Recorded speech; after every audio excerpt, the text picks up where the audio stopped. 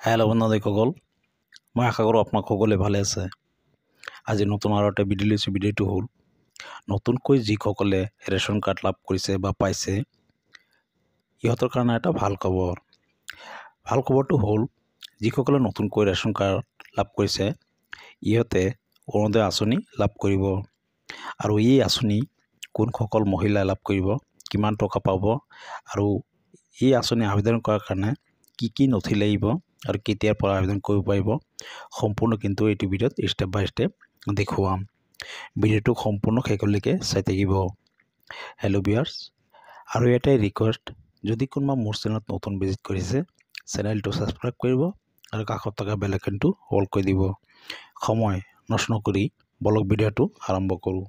Hello' viewers, আপুনি পোনপ্ৰথমে যিকোনো এটা ব্ৰাউজাৰ অপেন কৰিব আৰু সাৰ্চ বাৰ টেপ কৰিব মাই স্কিম বা মাই CM।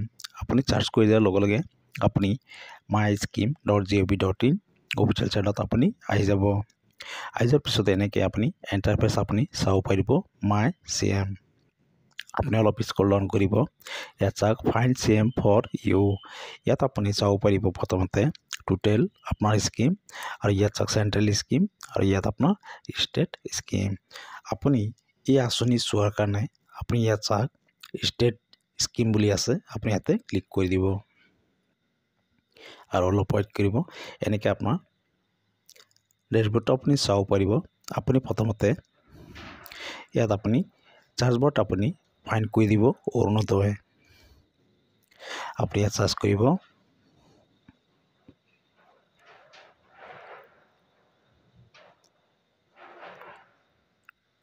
আৰু চাৰ্চ কৰি দিব। চাৰ্চ কৰি দিয়াৰ লগে লগে নিউ এটা টেপ আপোনাৰ উইণ্ড' অ'পেন হ'ব। মই ফটাফট চাৰ্চ কৰি আপোনালোকক দেখুৱাই আছোঁ।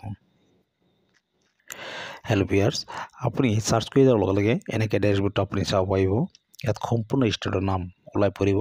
আপুনি ইয়াত চাওক ষ্টেট আসাম, আপুনি ইয়াতে ক্লিক কৰি দিব আৰু অলপ ৱেইট কৰিব।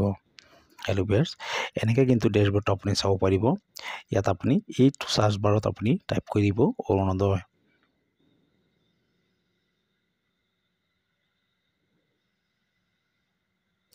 আৰু আপুনি এই কাষতে চাওক আপোনাৰ চাৰ্জ বুলি আছে, আপুনি এই চাৰ্জত ক্লিক কৰি দিব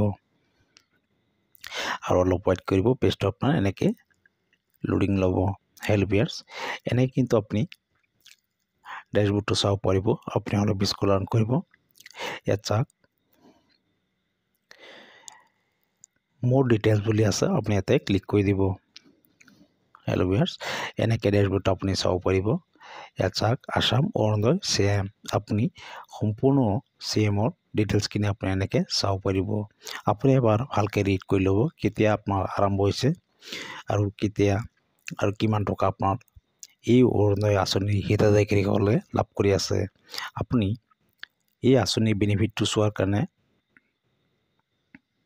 হেল্ল' ভিউয়াৰ্স, আপোনাৰ কি বেনিফিট আছে আপুনি বেনিফিট চোৱাৰ কাৰণে আপুনি ইয়াত চাওক বেনিফিট আছে, এলিজিবিলিটি আৰু এপ্লিকেশ্যন প্ৰচেছ আৰু ডকুমেণ্টছন, আৰু আপোনাৰ অলপ স্ক্ৰল ডাউন কৰি ইয়াত চাওক কি ডকুমেণ্ট ৰেকৰ্ড লাগিব, সম্পূৰ্ণ ডিটেইলছ আপুনি ইয়াৰ পৰা চাব পাৰিব।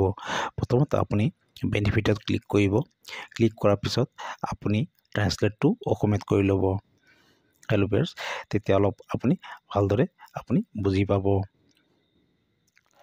হেল্ল' ভিউয়াৰ্স, অলপ ৱেইট কৰিব, এইটো আপোনাক অসমীয়াত ট্ৰান্সলেট কৰি আপোনালোকক দেখুৱাই আছোঁ।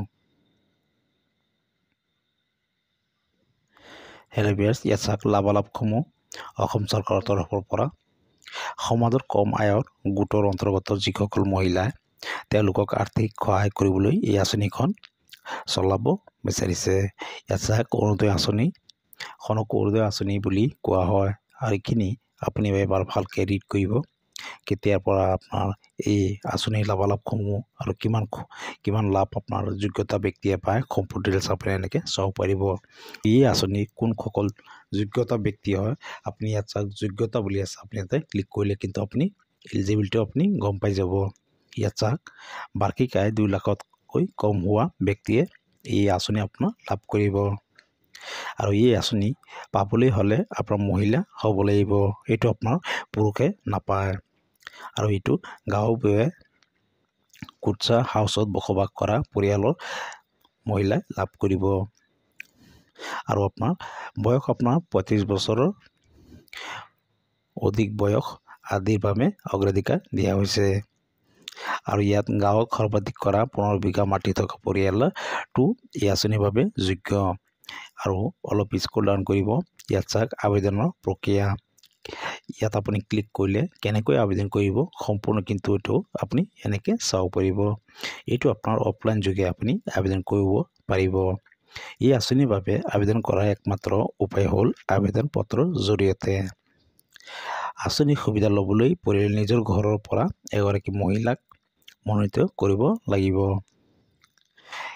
এনেকৈ আপুনি আবেদনৰ বিৱৰণসমূহ আপুনি চাব পাৰিব গ্ৰাম পঞ্চায়ত নগৰ বা ৱাৰ্ড টাউন আবেদনকাৰী প্ৰথম নাম আবেদনকাৰী মধ্যম নাম শেষ নাম সম্পূৰ্ণ ডিটেইলছ এনেকৈ আপোনাক দিব লাগিব স্থানীয়তা থানাৰ নাম পিনক'ড যোগ্যতা এইকেইটা আপোনাৰ নথি আপোনাৰ আবেদন কৰাৰ সময়ত আপোনাৰ বিচাৰিব আপুনি অলপ স্ক্ৰল ডাউন কৰিব কৰাৰ পিছত ইয়াত চাওক আপোনাৰ নথিৰ প্ৰয়োজন আপুনি কি নথি লাগিব ইয়াত দি আছে আপুনি নথি প্ৰয়োজনত আপুনি ক্লিক কৰি দিব ক্লিক কৰাৰ পিছত এনেকৈ আপুনি চাব পাৰিব এয়া হ'ল প্ৰথমতে আধাৰ কাৰ্ড পেন কাৰ্ড অসমৰ বাসস্থান বেংক একাউণ্ট বেংকৰ পাছবুক দুখন photo mobile number ration card আয়ৰ প্ৰমাণপত্ৰ আৰু